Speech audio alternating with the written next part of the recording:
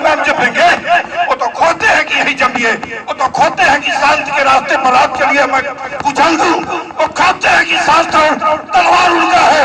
इस प्रदेश का देश का मुख्यमंत्री और प्रधानमंत्री कहता है कि देश शास्त्र और तलवार से चलेगा, और आप कहते हैं कि हम शांति का रास्ता। किस शांति का रास्ता? उस समय शांति की जरूरत थी, अब जंग होगी, और जब हम सीमा पर लड़ेंगे और किसी विदेशी से समझौता होगा तो हम शांति या जंग लड़ेंगे।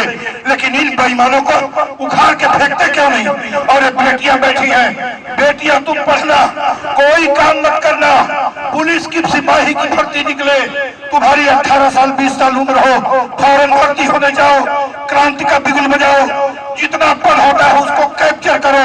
और बेईमानों ने सरकारी नौकरी खत्म कर दी है। 4 साल का ये 4 वर्ष का ये जो है अग्निवीर लागू किया है बेईमान इस देश का अपराधी प्राइम मिनिस्टर है। कितना लड़ाया इसने? आटा चावल दाल तेल चीनी दूध दही दवा शिक्षा चिकित्सा रेल सब पर जीएसटी लगा दिया, सड़कों पर टोल टैक्स लगा दिया। हिंदुस्तान में कभी सोचे थे 36 रुपए आटा मिलता है दुकान पर, अभी 23 के पहले 2022 के पहले 27 रुपए आटा था। मंसूरी चावल 30-32 रुपए का मिलता था, 45 रुपए से कम नहीं मिलता है। 5 किलो अनाज में ये जमीर बेचते हो। बैठे हुए लोग मोदी से लड़ोगे, नफरतियों से लड़ोगे, कुछ नहीं कर पाओगे।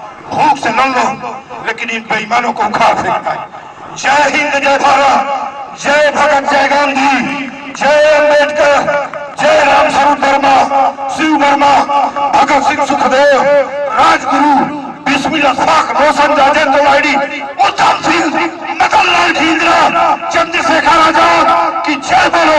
इन बेईमानों को उखाड़ दो। मैं तो खड़ा हूँ, मैं बोले खड़ा रहूंगा जब उखाड़ना होगा तो। जय हिंद, जय भारत। इससे अधिक क्या मैं बोलूं? ऐसे काम चलेगा? और तुम बेटियां जिनकी उम्र 18-20 वर्ष होती है, किसी भी नौकरी में जो भी निकलता है भर्ती हो, सिस्टम पर कब्जा करो, नहीं तो कुचल दिए जाओगे। अब अंतिम दीपक टिमटिमा रहा है, कुछ बचने वाला नहीं है। इस बेईमान से जो सारे से संघी आया हुआ है, वकील साहब कह रहे थे ये हिंदू राष्ट्र कहता है, इसके बाप का हिंदू राष्ट्र है, और ये भारत है, उदय काल से भारत है। ये भगत सिंह, सुखदेव, राजगुरु, चंद्रशेखर आजाद और सुभाष चंद्र बोस का हिंदुस्तान है। सुभाष मुसलमानों को कहता है चल देंगे। एक असम का मुख्यमंत्री मुसलमानों को कुचलने की बात करता है। एक बेईमान टीकाधारी बैठा हुआ है, ठगे क्रिमिनल अपराधी उत्तराखंड का पुष्कर सिंह धामी कहता है उत्तराखंड मुसलमान विहीन कर देंगे। इसके बाप का उत्तराखंड है क्या? उत्तराखंड से इसका क्या लेना देना है?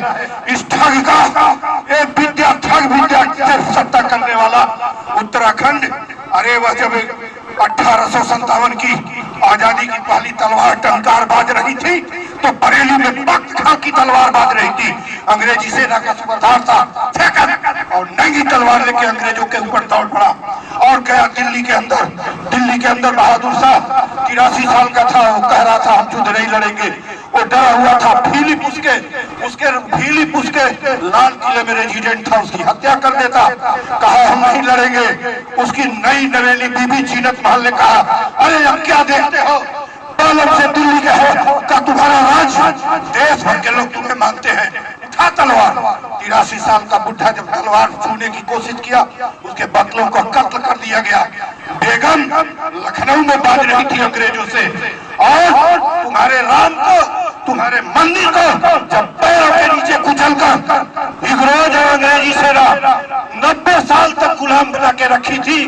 100 साल 1857 से लेकर और 1947 तक तुम्हारा अयोध्या में राम जब गुलाम था, तब तुम्हारे भगवाधारी चंटू मंटू कट्टू कहाँ थे, किस गलियों में थे? तब मौलवी लियाकत अली की तलवार, मौलवी अहमदुल्ला की तलवार बाज रही थी, और कुमाऊं के राजा ने उसको धोखे से मुखबिरी करके राजपूत राजा ने उसे कत्ल करा दिया। और जब शिवपुरी के जंगलों में तंत्या टोपी की तलवार बाजी उधर झांसी के पास रानी के साथ, तो वहां मुखबिरी करके शिवपुरी के राजा ने इसको फांसी पर करवा दी।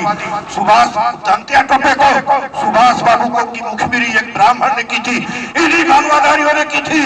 इन्हीं देश के गद्दारों ने की थी। और सुभाष बाबू को फांसी पर लटकाने के लिए जो प्रोसीडिंग चली थी वो एक हमला लड़ रहा था सुभाष बाबू की ओर से और अंग्रेजी सेना की, अंग्रेजी सरकार की ओर से एक ग्रामीण प्रोसीडिंग कर रहा था आरएसएस का। इनको कुचल देना, ये सामने आ जाए तो ये तुम्हारे दुश्मन है, तुमको अतीत में गाड़ कर रखा है और अब गाड़ने की पूरी तैयारी हो गई है। और इलाहाबाद में लियाकत अली लड़ रहा था। अभी पिछला जब कुंभ लगा था तो इन नफरतियों बेईमानों ने कहा कि मुसलमानों की दुकान नहीं लगेगी। मैंने प्रेसिडेंट को चिट्ठी लिखा, मुझे घर में अरेस्ट किया जाता है। मैंने कहा कि यदि कुंभ में चला गया तो कोलाहल मचा दूंगा। घर में गिरफ्तार किया गया, जो देखते होंगे कभी कोई देखा होगा तो बताएगा। उस लियाकत अली, मौलवी लियाकत अली मौलवी था और डंडा और भाले से और लाठी से एनफील्ड राइफल का मुकाबला कर रहा था। सभी लोग थे, छोटे किसान थे, छोटे लोग थे, हिंदू मुसलमान दोनों लड़ रहा था। ये देश हिंदुस्तान हिंदू मुसलमान का है। हिंदुस्तान बिना मुसलमानों का नहीं रह सकता। भगत सिंह ने और सुभाष बाबू ने, चंद्रशेखर आजाद ने और बिस्मिल और भगत सिंह को कहा करते थे कि मैं मुसलमानों के बिना नहीं रह सकता था। गांधी कहा करता था कि मेरे एक कलेजे में मुसलमान रहता है और मेरे दूसरे में चमार हरिजन रहता है, जिस पर बहुत सारे लोगों को हरिजन पर विवाद था। लेकिन कहता था मेरे सीने में दो रहते हैं, तुम कुछ भी करो।